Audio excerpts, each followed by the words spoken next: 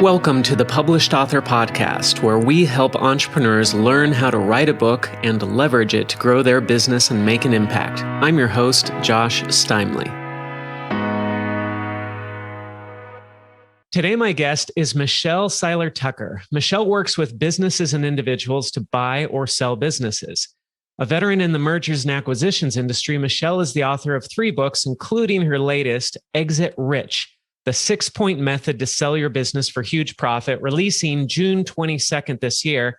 And listen through to the end of this episode because we're going to talk about her pre-release campaign and some of the special offers she has going on around that book if you get it before June 22nd. Michelle, welcome to the show. Thanks, Josh. Thanks for having me. It's good to see you again. Yeah, it's great to have you on. Michelle and I met a few months ago at a conference down in Florida, and now we're reconnecting here. And we're excited to see your book come out, Michelle. But before we dive into your book and your other books, tell us a bit about who you are and what you do and who you do it for. Sure. So I'm a mergers and acquisitions master intermediary, senior business analyst, and a bunch of other stuff. So I really specialize in buying, selling, fixing, growing companies. I've been doing this a little over 20 years. And before that, I actually did franchise sales, franchise consulting, franchise development. But a little over 20 years, I've sold 500 companies. My firm altogether has sold over 1,000. So we have quite a bit of experience. You know, I learned a long time ago that what Steve Forbes said is true. 80% of businesses will not sell. That's 8 out of 10 companies that will never sell. So we really specialize in not just buying and selling, but we specialize in fixing businesses, really fixing their infrastructure, so that we can help them build that sustainable, scalable business. I partner with business owners, investing my capital, my resources, my core competencies in which to fix their business, grow their business, and put them on a build to sell track. We buy businesses and flip them as well. So our core competencies is buying, selling, fixing, and growing businesses. I'm an international speaker and an author of 3 books with probably about 7 more books in me. 7 more. Wow. Well, and one of the things that I liked about your book, Exit Rich, is I was reading, I got to get an advance copy when we met, and reading through the book, it's not just for people who want to sell businesses, because I like to keep businesses. I want to hold on to my businesses, but there's lots of tips in here that are very relevant to just building a successful business. Right. And, you know, yes, a lot of people say I want to keep my business, but also nothing lasts forever. So we want to make sure that we're building that asset, that sellable asset. So if you do have to sell, you actually have something that's sellable, because so many buyers don't really build a business that somebody actually wants to buy. That's why 80% of businesses never sell. And the first half of Exit Rich is, like you said, all about building that sustainable, scalable business. So you do have a sellable asset. And then the second half is selling your business. Mm-hmm. Now, we want to get into your author journey in a minute here, but tell us a little bit more about the book and some of the advice that you share in Exit Rich. What are some of the key points that would be relevant to our audience, since we are speaking to entrepreneurs here? So one of the biggest key points is that business owners really don't think about selling their business until a catastrophic event occurs, whether that's internal or external, like health issues, partners disputes, divorce, death. External is this pandemic. And so when you say, I want to keep my business, I always encourage my clients to really follow what I call the GPS exit model.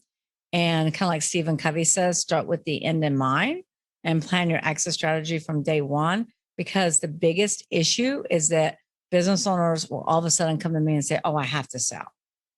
And at that point, that's the worst time to sell, right? That's the absolute worst time to sell. And at that point, the business isn't worth anything, Josh.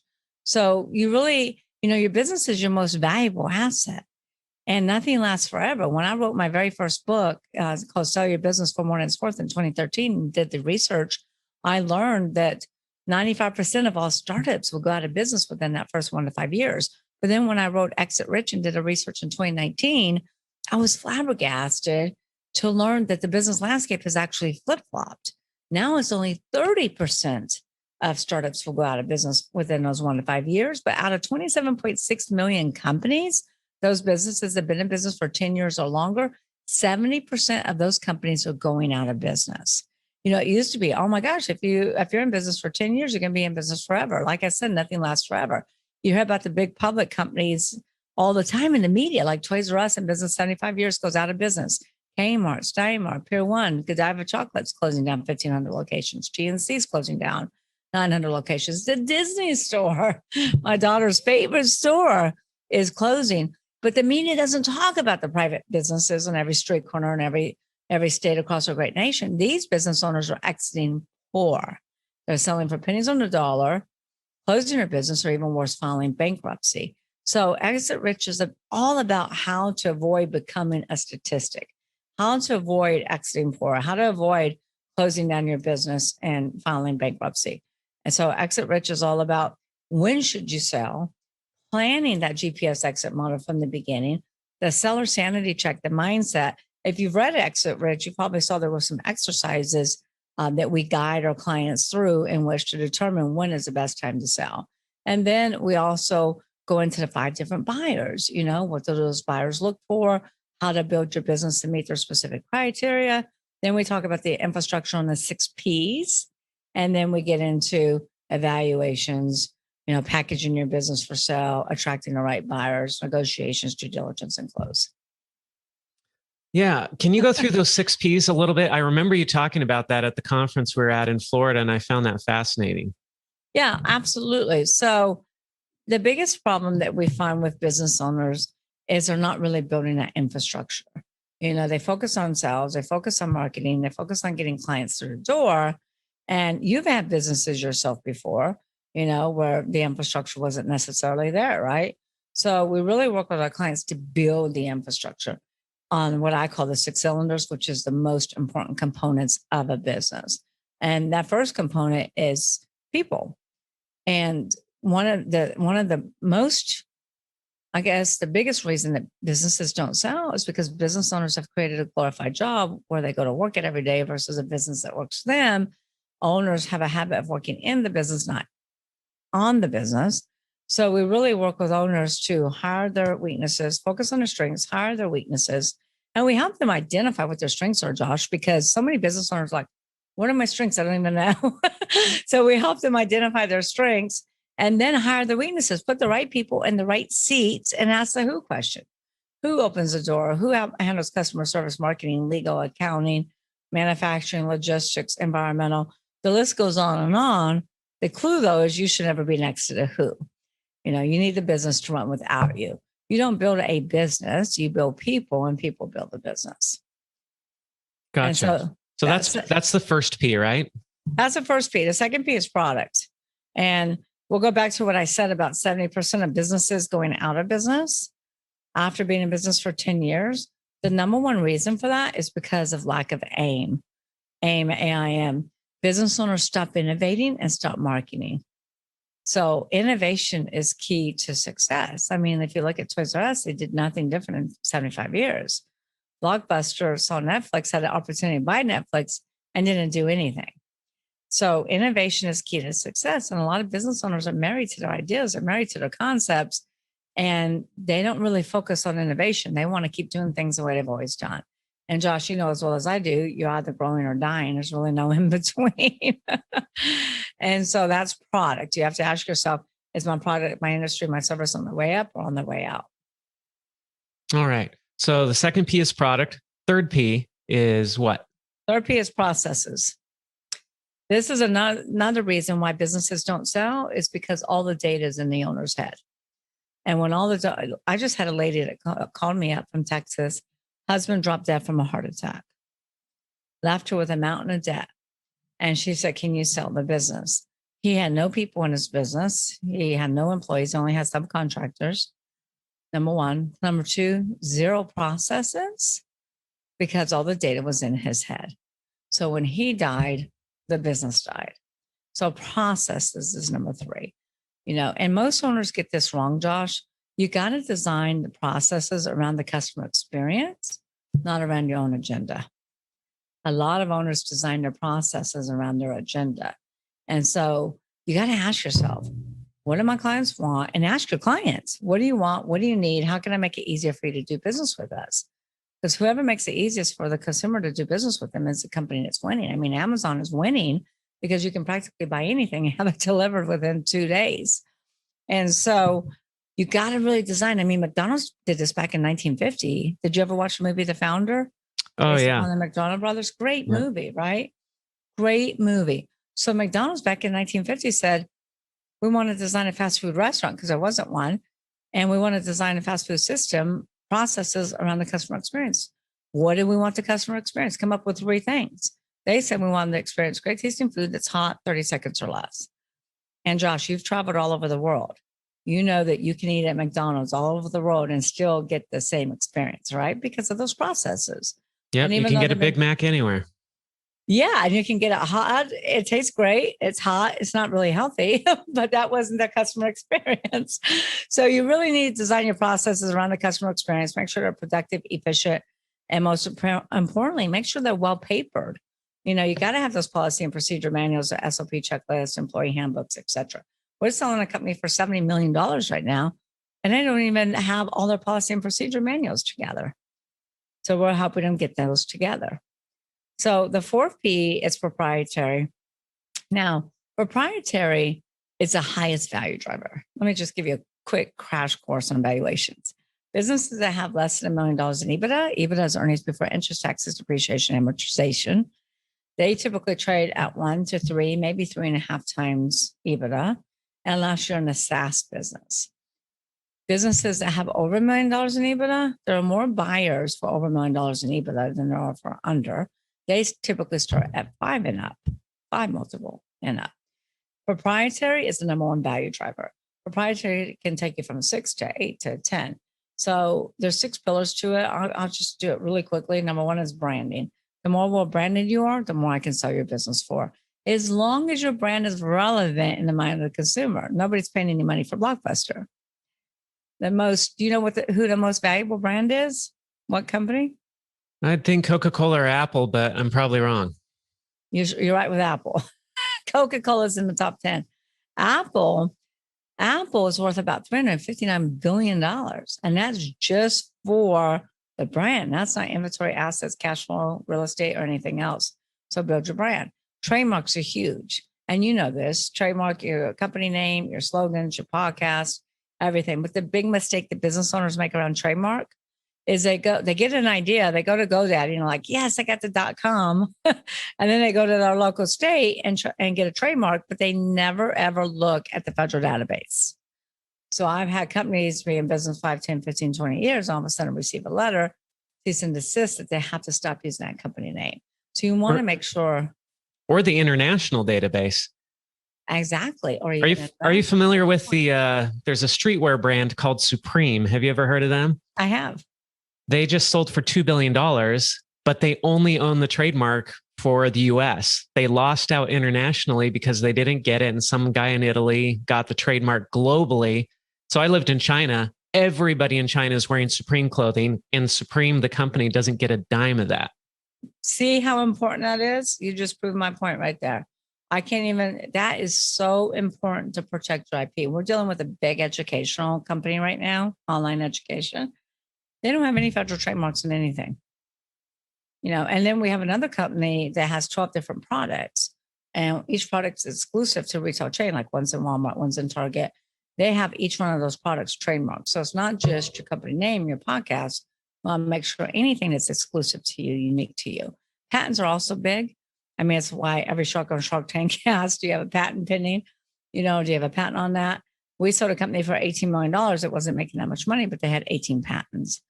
Contracts are big: manufacturing, vendor, distribution, franchisors, any type of exclusive contracts, especially client contracts. With, if you have a client, any contracts that have subscription models with recurring revenue, buyers will pay more money for that. But here's a mistake around contracts. Contracts have to have that 2-sentence transferability clause. I've never seen an owner actually have the clause. 98% of sales are asset sales, not stock sales. So if the buyer refuses to do a stock sale and you don't want to go to 5,000 clients, I have a client that has 5,000 clients, 5,000 contracts to get consent to transfer, then your deal can fall apart. So you need to be proactive and get that 2-sentence transferability clause. Databases are really big, especially if they're nurtured, if they've got, several touch points, if they can be retargeted, repurposed. Facebook paid $19 billion for WhatsApp. And WhatsApp was hemorrhaging money, but they had 1 billion users. Celebrity endorsements are huge. We've got a client that's got products in front of Oprah. Strategics and competitors will pay a lot more money for that. So what we're talking about are synergies that drive value. And then radio personalities. What's nice about radio personalities and why that's so valuable is because they can only endorse one skincare or one diet company on one educational platform. That's prime real estate that company owns. Nobody else can get that real estate unless that company falls off, And then e-commerce businesses, we sell a lot of e-commerce. So any positions, top positions on Wayfair, Etsy, Amazon, eBay, these are all proprietary assets. Content, books are huge. We're selling another educational platform that's got a ton of books and so much content. Yeah, well, you mentioned Stephen R. Covey earlier. I mean, they built a huge business around Covey and his ideas. Franklin Covey, they were doing 700-800 million at one point. I think they're around 3 or 4 now, but still, that's a pretty good business. So did Michael Gerber with the E-Myth. Yeah, same thing. T. Harv Eker with the Millionaire Mindset. Yeah, I'm finding it interesting how many of the things you're talking about with building a successful business also apply to writing a book. I mean, if you're going to write a book, you need proprietary stuff in there and you need those endorsements. Like a lot of the tips you're giving about building a business also apply to writing and publishing a great book. Right. Yeah. All right. So that's the 4 P's. We got 2 left. What's okay? So P? patrons is the 5th one. Patrons is your customer base. Most businesses in America follow the 80-20 rule, where 80% of the revenue comes from 20% of their clients. Here's the big issue. We're selling a company right now for $70 million. They have 70% of their revenue tied up with one client. That's a little risky. We had a media company we were selling for about 10 to 15 million. 5 clients is all they had because they catered to casinos. During the process, they lost 2 of the 5. EBITDA dropped in half, revenues dropped in half. We ended up having to merge them. So you want to make sure you have customer diversification. Also, if you've been in business, 20, 25, 30 years, your customers are aging out. So you got to change up your marketing. You got to innovate, which to appeal to new generations. And then the last P is profits. We're all in business to make money. The reason I put profits last is because lack of profits is never the problem. Everybody thinks lack of profits is a problem. I have clients that come to me all the time and say, Michelle, I have a profit problem. I'm like, no, you have a process problem. No, you have a people problem. So if you're operating on all 5 cylinders, you're going to be profitable. It's that simple. If not, you won't. Perfect. Quick break here. Are you an entrepreneur? Do you want to write a book that will help you grow your business? Visit publishedauthor.com, where we have programs to fit every budget, programs that will help you write and publish your book in as little as 90 days, starting at just $39 per month. Or, if you're too busy to write your book, we'll interview you and then write and publish your book for you. Don't let the valuable knowledge and experience you have go to waste. Head on over to publishedauthor.com to get the help you need to become a published author. You've already waited long enough. Do it today. Now, back to the show. Great. Thanks for taking us through that. All right. So now let's talk about your journey as an author a bit. What was the first book you wrote and why did you write that book?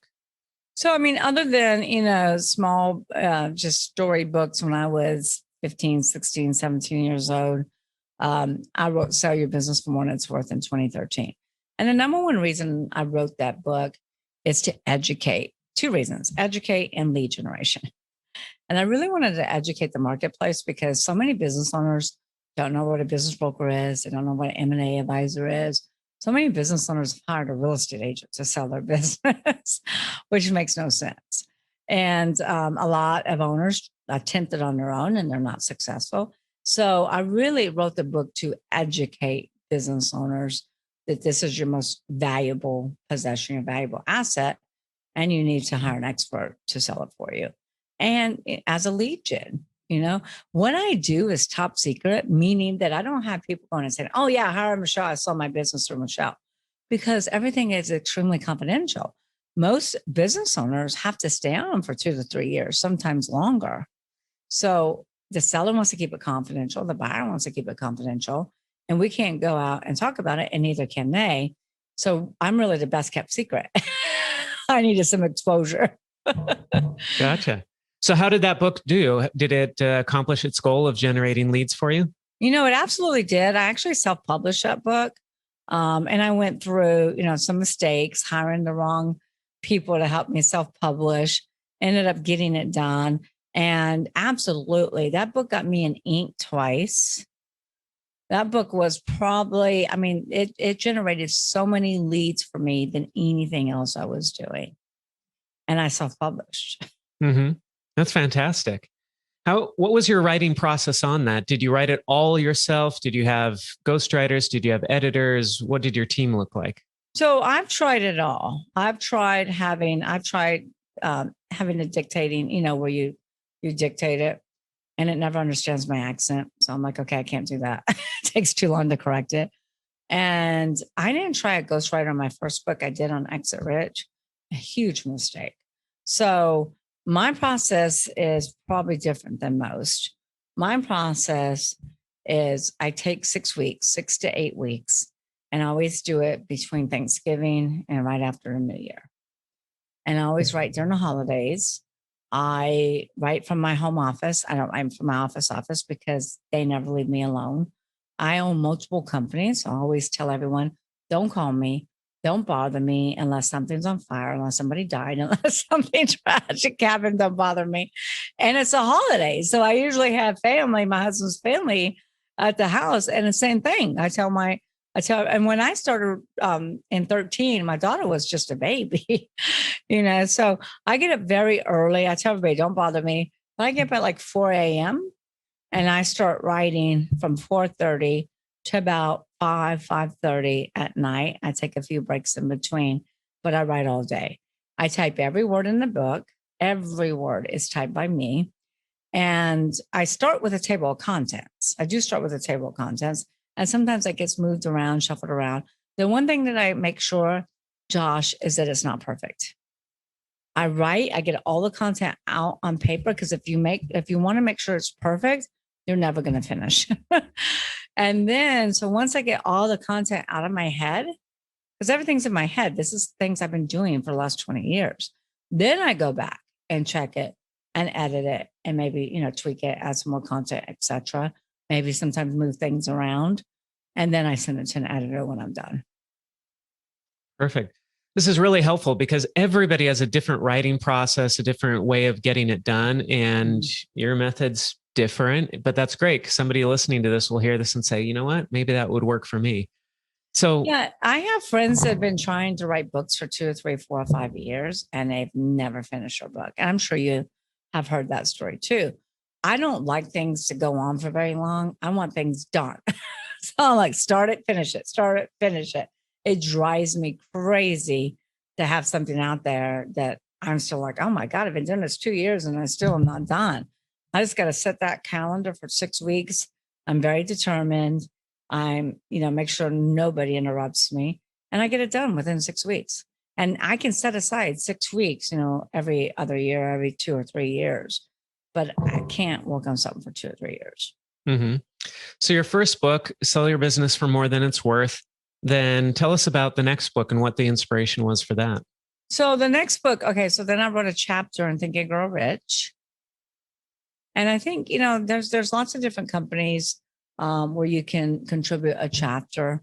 And sometimes that helps, sometimes that helps business owners, entrepreneurs get the word out, educate on what they do, because some just, for whatever reason, don't have the time to write an entire book. I did write a book that hasn't been published yet, and it's about acquisitions, all about growing your business through acquisitions.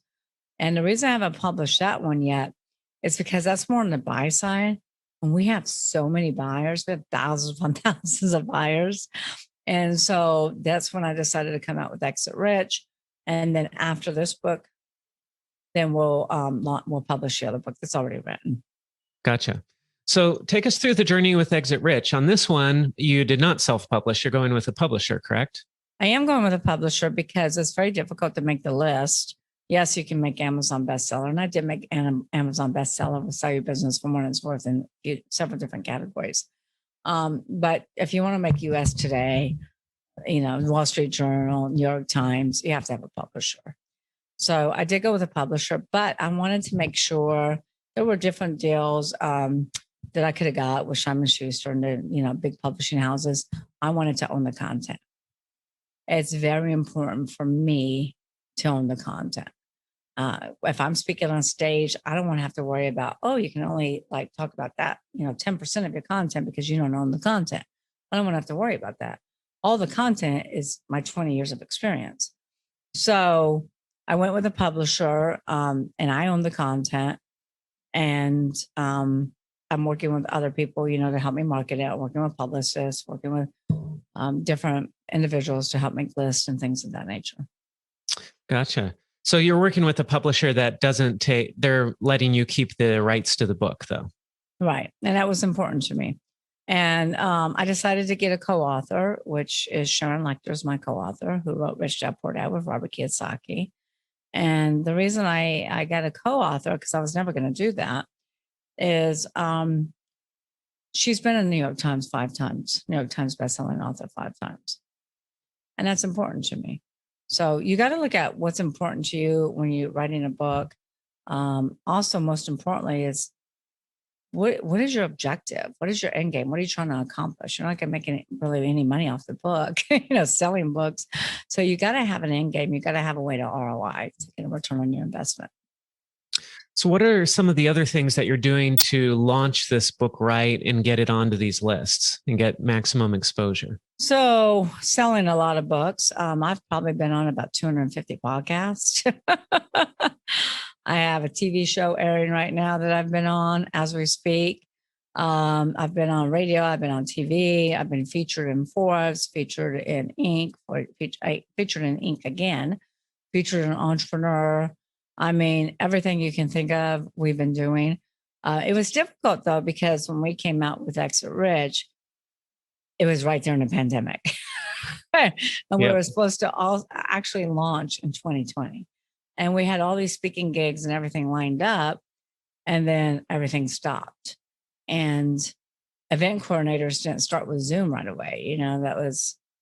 Took many months later. So we're working with different organizations, like I'm speaking at YPO and different events like that. We've done a lot of Zooms. Like I got Harvard Business coming up on Thursday. We're doing Fishbowl. We're doing Clubhouse. We're doing, big things, speaking in front of Grant Cardone's stage and things of that nature. That's a lot of work going on there. Are you working with a PR agency to help you with this, or you have your own team, or how's that work? Well, what's funny? I mean, that's a good question, because I do have a publicist in New York, a very expensive publicist, and they did get us on some things. But my own team, outperformed them dramatically. They publicists scheduled about 30 podcasts. My team scheduled about 230 podcasts. Wow. Completely outperform them. So I always say, don't rely on the publicist, and you got to be very careful with marketing companies. I mean, I hired a marketing company that came highly recommended, and then that just did nothing. I was paying a lot of money, no book sales whatsoever. So I had to switch gears, I had to pivot in the middle of all that. So you try things, you got to see very quickly what works, what's not going to work, and you got to pivot. You can't stick with something, especially if it's not working. Got it. Now, the book, as we're recording this June 8th, 2021. Your book's coming out June 22nd. Tell us about some of the offers you have for people who buy the book before the release date. Sure. And I think that's another thing that's really important when you're selling your book, is you want to have, some really good offer, some good value. And I think we came up with the best. So anyone can go. So June 22nd is the launch date. You can go to exitrichbook.com for $24.79, which is less than Amazon. And it includes shipping for anyone that lives in the United States. We'll email the digital download immediately, and then we'll send the hardcover to your doorstep upon launch date. And then we'll give a lifetime membership to the Exit Rich Book Club, where we have video content, me doing deep dives in these different techniques and strategies that I've been teaching over the last 20 years, plus documents, Josh, documents to operate your business, documents to sell your business, So sample employee handbooks, non-competes, org charts, policy and procedure manuals, sample letter of intent, purchase agreements. A lot of business owners don't even know what a letter of intent is and what it looks like. So letter of intents, purchase agreements, due diligence checklist, and closing docs. All the documents that you need to operate and sell your business. It will cost you probably over $50,000 if you went to an attorney to recreate. And I guarantee you it cost me more than that to create all these documents, are available for your review and your download. And then we're giving a 30-day free membership into Club CEOs, which is an entrepreneurship mastermind that I started, where we really help business owners pivot, figure out what they need to do to build their business to run on all 6 P's so they can build that sustainable, scalable, and when they're ready, sellable business, all for $24.79 at exitrichbook.com, which is a pretty compelling offer, right? Should be. Definitely should be. I can tell you just getting those documents alone is worth, well, like you said, it's worth about 50 grand. I've paid a lot of money for my documents and I don't even have all those documents. Yeah, so $24.79 is a great value. And you can use these documents. You just have to remove Seiler Tucker. I had a lady email them to me the other day. She goes, can I use these? And I go, yes, but you have to remove my company name, my company address, my company phone number. She goes, I didn't think about that. So yes, you could use these documents. Well, this has been such a great conversation, Michelle. Is there anywhere else that people can connect with you, or is the exitrichbook.com? Did I get that right? Yes, you did. That's the best place. Well, exitrichbook.com is a great place because all the testimonials are there. I mean, like I said, Steve Forbes endorsed Exit Rich. Sharon Lecter's my co-author. Kevin Harrington, original Shark on Shark Tank, wrote the foreword. We have testimonials from Tom Hopkins, Brian Tracy, Jack Canfield, Les Brown, Brad Sugars with Action Coach. And it's really important when you're writing a book to get those testimonials, to get those endorsements. Also, my main website is seilertucker.com. And then, of course, everyone can follow me on social media, Michelle Seiler Tucker, Facebook, Instagram, connect with me on LinkedIn. Awesome. Great. Well, thank you so much for being with us here today, Michelle. Thank you, Josh. Thanks for having me. All right, cut. There we go. All right. That was fantastic. Thank you so much. You're welcome. Was that good? Did we give enough information on the process? That was great. There were a lot of things you said there that are different from other interviews I've done. And so I know people listen to that and they'll say, oh, yeah, I've never thought of doing it that way. What did most people do? Did they take like a couple of years to write a book? There really is no most. It's everybody's different. Everybody does things a different way. And that's why I love to get different authors on here, because everybody has their own way of doing it. And I'm trying to show the people I'm working with, there is no right way. The right way is whatever works for you. If you get up early in the morning, great. Get up early in the morning. If you write better late at night, like Winston Churchill, great. Write at 2 a.m. If you want to write all day long, write all day long. If you can only handle 1 hour a day, write for an hour. There's no right or wrong. It's just whatever works for you. And your system works for you. And that's great. 6 weeks works for me. And ghostwriters do not work for me. Yeah. I wasted so much time with a ghostwriter and told him all these stories. And it would come back to me. I'm like, that's not what I told you. That's all wrong. Like, go listen to the recording. Yeah, but I agree. There is no right way. Yeah. It's whatever works for you. So yeah, this is fantastic. Well, thank you so much and best of luck with the launch. And I'm loving the book. I've got it right there on my shelf. Oh yeah. Have you read it? I've read parts of it. I haven't read the whole thing yet, but I've been reading parts of it and it's great. And I sent copies to my business partners and said, hey, read this. This will help us build a successful business. So awesome. Did you get additional copies? Yeah, I grabbed like a bunch at that event because you had that box out there. I was like, I'm going to take a couple of these. So good for you. Yeah. Yeah, because he bought like 70 and I don't think there were 70 people there. Yeah. No, I was taking multiples. I was like, hey, if these are around for the taking, I'm taking them. And I think I signed them all. Yeah. Yeah. Well, I had my daughter help me. Yeah. So if you can send me that Forbes and ink stuff, that would be great too. Yep. I'll do that. Let's stay in touch. Good luck on the move to Arizona. All right. Great. Thanks so much, Michelle. We'll be in touch. Thanks for having me on. Okay. Bye-bye. Bye. If you enjoyed this episode, don't forget to subscribe. And if you want to spread the word, please give us a 5-star rating review and tell your friends to subscribe too. We're available on Apple Podcasts, Spotify, and everywhere else you listen to podcasts. And if you're an entrepreneur interested in writing and publishing a nonfiction book to grow your business and make an impact, visit publishedauthor.com for show notes for this podcast and other free resources.